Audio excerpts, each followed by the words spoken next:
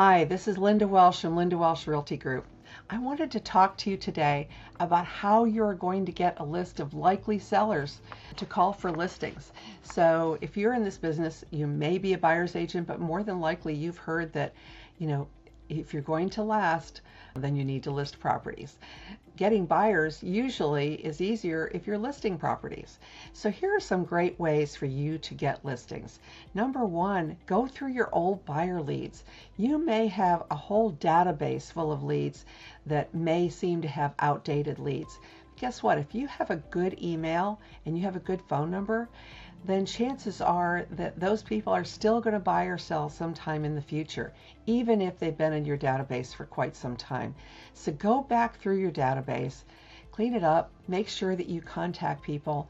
And a good way to do that is just to say, hey, I know we've talked sometime in the past, but I'm just going through here and I noticed I don't want to drop the ball. I want to make sure that I got in touch with you and I found out what your situation is recently, and if there's any way that we can help you now or in the future. If you offer your help, chances are you're going to get a good response to that. Number two is go deeper with your database. Really go out there and ask questions. Find out where they're living. You can do a search through your tax records. You can do a search of the tax homestead exemptions or the senior exemptions. That'll give you a clue as to where they might be. If this is a homesteaded property, then it's probably their primary home. It should be, at least in the state of Texas and Florida and a few other states. If it's a senior exemption, chances are they're over 65 or they have a spouse that's over 65. So make sure that you check those things out. If it is not either of these things, then chances are it's an income property. And a lot of people right now are thinking about selling their extra properties, maybe a second home, maybe an income property.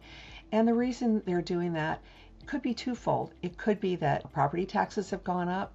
It could be that their insurance has gone up. For a lot of places in the country, insurance rates have gone way up due to natural disasters, the risk of flood, hail, fire, things of that sort.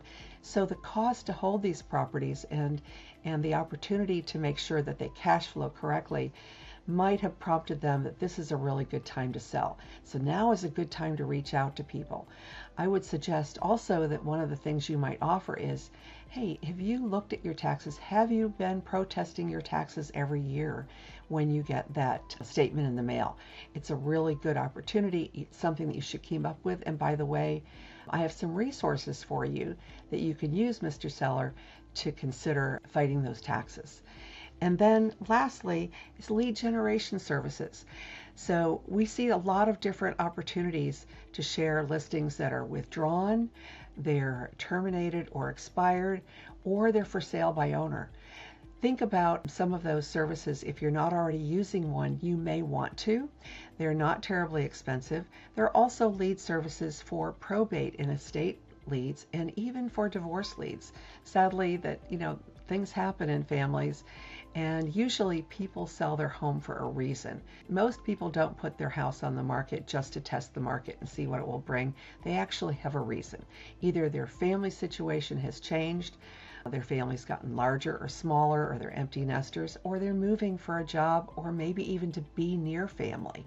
So keep this in mind when you're speaking with people. Make sure to update your database and get in touch with these folks. Stay in touch with them on a regular basis. It's a really great way and your best way to bring in more business.